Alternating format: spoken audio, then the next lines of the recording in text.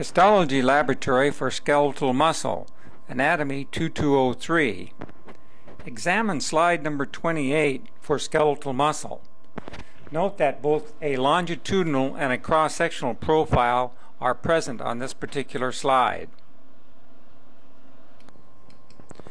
This is the longitudinal section through a mass of skeletal muscle cells or fibers. The arrow is now in the center of one of these large, giant, multinucleated cells, and tracing it along its length. So this entire structure, as indicated by the pointer, is a skeletal muscle fiber or cell. There are very large cells, much like a cylinder, and may contain several hundred nuclei. Many of the nuclei associated with this particular cell are being illustrated by the pointer.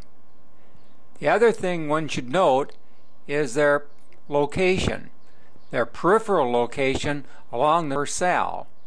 Once one sees a nucleus such as here or here, you're getting sort of an oblique or tangential section through this particular cell. So this unit here is a skeletal muscle cell, a skeletal muscle cell here, a skeletal muscle cell here, another one shown here, one here, and one here. Elongated cylindrical shaped cells that are multinucleated, the nuclei of which have a peripheral location. These are the same skeletal muscle fibers as seen at high magnification. A single muscle cell is shown here, and the location of its nuclei along the periphery of this particular fiber. Please recall that skeletal muscle is one of the striated forms of muscle, and even though they are very, very faint on this particular preparation, as they are with most H&E, if one looks very, very carefully, one can see some faint banding in this region of the arrow. Now, a trick that you might employ is to drop or eliminate the condenser lens, flip it out, and use direct light without the condensers, as I'm doing here. And now one can visualize at least some of this banding that we're talking about, and you can at least see the dark band or the A band and the lighter staining I band. So this is about as good as you can see it with an H&E preparation, alternating light and dark bands, the A and I bands, and these longitudinal cuts of the skeletal muscle cell or fiber. And here you can see some more here along this area, the alternating dark and light bands. So sometimes if you either reduce the light of your microscope or pull out the condenser lens, you can actually visualize this banding, the striations of skeletal muscle on the H&E preparation.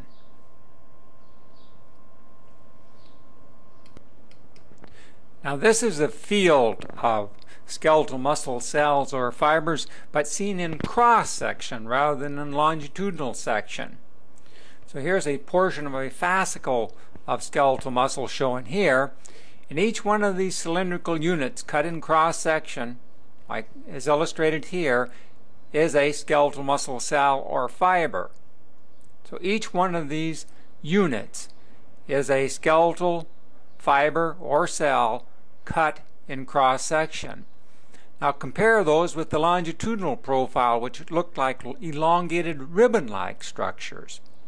So this is the cross-section of that same cell, and once again, note that the position of the nuclei is always at the periphery, sort of forced out or pushed out due to the concentration of myofibrils that occupy the center of these very large cells and gives it this sort of pink cast at this particular magnification. So this is the nucleus of a skeletal muscle cell, the nucleus of a skeletal muscle cell. This one that's pulled apart from its neighbors is a little bit more easily visualized. You can see this is definitely the skeletal muscle cell nucleus, another one is shown here, and another one here, as they are always located at the periphery of these elongated cylindrical type cells. This is a cross-section of some of those same skeletal muscle cells, but seen at extreme magnification.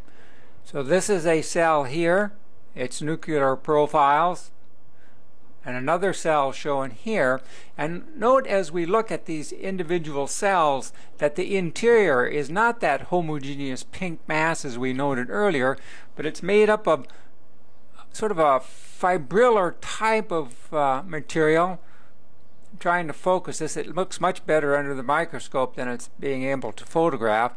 Nonetheless, you can see it has sort of a beaded texture to it, this pink interior. And what those are this beaded interior represents cross-sectional profiles of the myofibrils. You can kind of make this out here and here right around the arrow. But they, of course, are much easier and much more readily interpreted when you see them in longitudinal section. This is a low-power view of that cross-section of skeletal muscle to illustrate muscle fascicles, or groups of skeletal muscle cells. This is a fascicle is shown here. One is shown here as being crossed by the arrow. A portion of another is shown here. Another fascicle is shown here. This wispy type of connective tissue that extends around and sort of outlines the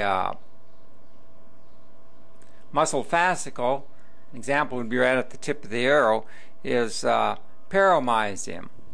Endomysium, of course, would be around individual skeletal muscle cells or fibers, which is very, very difficult to see on this particular preparation. A very delicate connective tissue that will hold capillaries.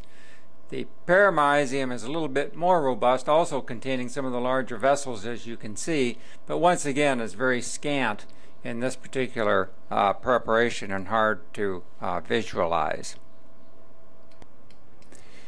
This is an electron micrograph of the interior of a skeletal muscle cell showing individual myofibrils.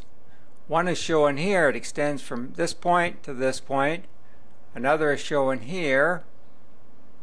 Another one is shown here. And one down at the bottom as well. You can see that individual myofibrils actually have that banding as observed with the light microscope. This is an example of the A band, as indicated by the pointer. The I band, because of its light staining, is shown here. Note that it's transected or bisected by the Z line. This would be another A band, another I band with the Z line running down its center. The distance between two Z lines, as you recall, is that functional unit of skeletal muscle known as the sarcomere. The center of the A band, which is shown here, also is sort of transected or bisected at its center by an H zone. I'm putting the edge of the tip of the arrow right on the boundaries of this H zone. It extends from about here to here on this side. So that's the H band.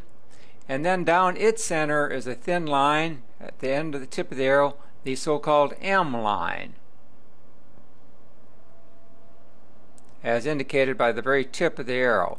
In this particular myofibril, once again, you can see the H band extends from here to here, from here to here, and down its center, this dense little line, the M line.